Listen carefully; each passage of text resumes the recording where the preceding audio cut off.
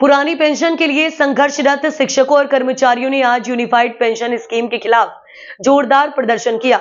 National movement for old pension scheme यानी NMOPS के आह्वान पर एटा जिले में बड़ी संख्या में लोग सड़कों पर उतरे। उन्होंने यूपीएस योजना के पोस्टर जलाकर अपना विरोध जताया। आइए आपको पूरी खबर विस्तार से बताते हैं।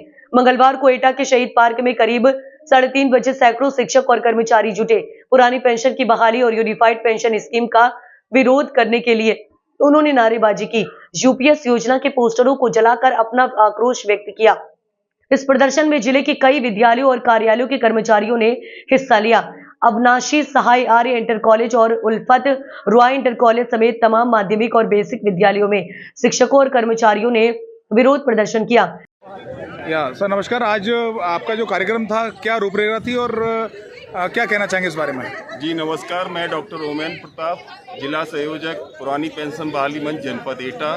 आज जो कार्यक्रम था, जैसे कि हमें पता है कि केंद्र सरकार एनपीएस की जगह यूपीएस पेंशन स्कीम लेकर आई है, यूनिफाइड पेंशन स्कीम। और यह योजना, जैसे कि हमारे राष्ट्रीय अध्यक्ष शुरू से ये ऐसी संभावनाएं व्यक्त कर रहे थे कि यह स्कीम जो है कर्मचारियों के हित में नहीं है। और जैसे कि उसका गजट 2 दिन पहले आया है, उसमें ये बिल्कुल बातें उनकी सच साबित हुई हैं कि यह पेंशन स्कीम किसी तरीके से कर्मचारियों के हित में नहीं है। बुढ़ापे में कर्मचारी का पूरा पैसा सरकार ले रही है इस पेंशन स्कीम के तहत। तो हमारे राष्ट्रीय नेतृत्व के आह्वान, माननीय विजय कुमार बंधु जी के आह्वान पर यह कार्यक्रम पूरे देश में हम लोग यूपीएस का जो गजट है उसकी प्रतियों को सांकेतिक रूप में जलाकर सरकार को यह बताना चाहते हैं, उनसे अनुरोध करते हैं कि यह पेंशन स्कीम जो है पूरी तरह कर्मचारियों के लिए व्यवहारिक नहीं है, अव्यवहारिक पेंशन स्कीम है।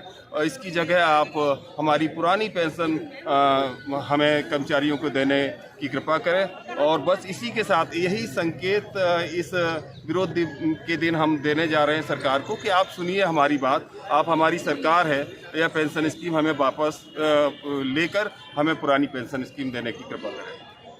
अगर नहीं दी जाती तो आप क्या करेंगे? जी बिल्कुल, अगर ये आज का जो आंदोलन हुआ है, हमने विरोध किया है, उससे हम सरकार को दिखा रहे हैं कि ये पेंशन कर्मचारियों के हित में नहीं है। और अगर सरकार फिर भी इस बात को नहीं सुनती है तो हमें मजबूर होना पड़ेगा बड़े आंदोलनों की तरफ। और जब तक हमारी पुरानी पेंशन बहाल नहीं हो जाती तब तक हम आंदोलनरत रहेंगे। 2024 में भी आपने आंदोलन किया था, उस पर भी कुछ नहीं हुआ, आगे क्या रणनीति रहेगी? निश्चित रूप से कहीं ना कहीं 2024 का जो बड़ा आंदोलन था उसका इम्पैक्ट पूरे भारतवर्ष में दिखा है और उसको बहुत पॉजिटिव लेना चाहिए, क्योंकि जिस तरीके से लोकसभा सीटें उत्तर प्रदेश में जैसे चेंज हुआ है, तो निश्चित रूप से कहीं ना कहीं वोट फॉर ओपीएस की ताकत से ही वो चीज़ें सामने निकल कर आई हैं। और सरकार भी कहीं ना कहीं ये सोचने पर मजबूर हुई है कि कर्मचारी जो है नाखुश है, तभी उनको मजबूरी में या कहें कि किसी तरीके से यह निर्णय लेना पड़ा कि एनपीएस की जगह उनको यूपीएस पेंशन व्यवस्था लागू करनी पड़ी है। लेकिन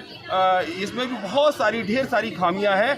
अगर सरकार इन पर ध्यान नहीं देती है तो हम लोग लगातार आंदोलनरत रहेंगे। महिला जिला संयोजक सौरभ मिश्रा शिल्पी ने भी इस आंदोलन में अहम भूमिका निभाई। उन्होंने कहा कि पुरानी पेंशन का कोई विकल्प नहीं है और इसे बहाल करने के लिए संघर्ष जारी रहेगा। इस आंदोलन में बड़ी संख्या में महिलाएं भी शामिल हुई। जिला कैडर प्रभारी आरजू पांडे ने कहा कि मातृशक्ति इस आंदोलन में कंधे से कंधा मिलाकर खड़ी है। मैम आपका परिचय? मैं सौरभ मिश्रा शिल्पी, जिला संयोजक अटेवा एटा। आज आपका विरोध प्रदर्शन रहा है, क्या कहना चाहेंगे इस बारे में?